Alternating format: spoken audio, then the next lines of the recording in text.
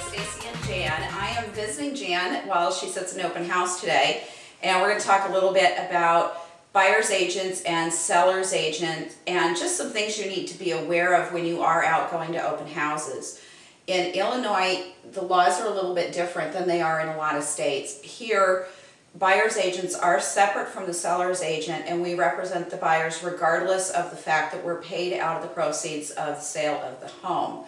So with Jan here sitting in open house, normally she would be the listing agent. However, this is not my listing. I am sitting at the open house today, and the home is listed by an associate of mine. Now, sellers do sign forms when we list their homes so that they do understand that it may be their agent doing the house, or they may give us permission to have another agent from the office have their home open, and in that case they understand that I am here as an agent of a buyer and not their agent.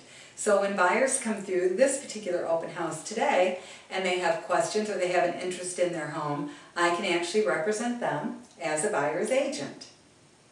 one of the things that is neat about that is that normally, especially people who haven't been out house hunting for quite a while, it's very easy to walk into an open house and the house looks great and you start talking to the agent and they're asking you a lot of questions because it's our job to do that. But you want to make sure to ask whether they're the listing agent, or which would be the seller's agent, or whether they're sitting in the open house as a buyer's agent. Because if you start just disclosing where you are financially, how much you're willing to spend, anything along those lines, and it's the seller's agent, they're representing the seller's best interests.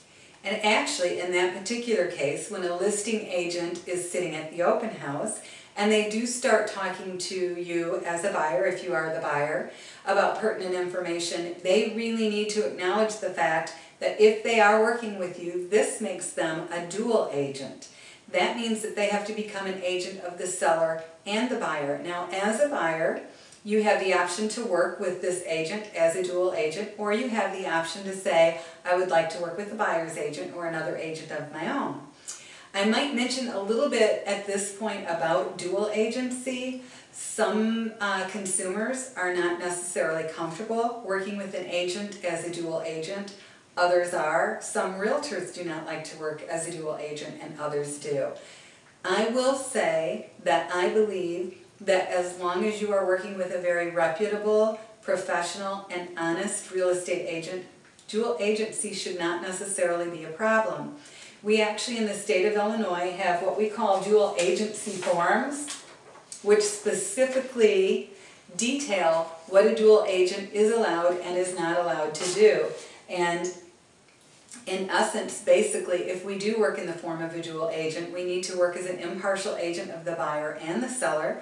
We need to treat all clients honestly and truthfully. I still do need, as an agent, always to disclose any material defects that I might be aware of in the home, regardless of who I'm working for. And that I, as a dual agent, cannot disclose to the seller any pertinent information that the buyer has given me unless they've expressly told me to share it, and the same in return. So in a nutshell, that's how it works.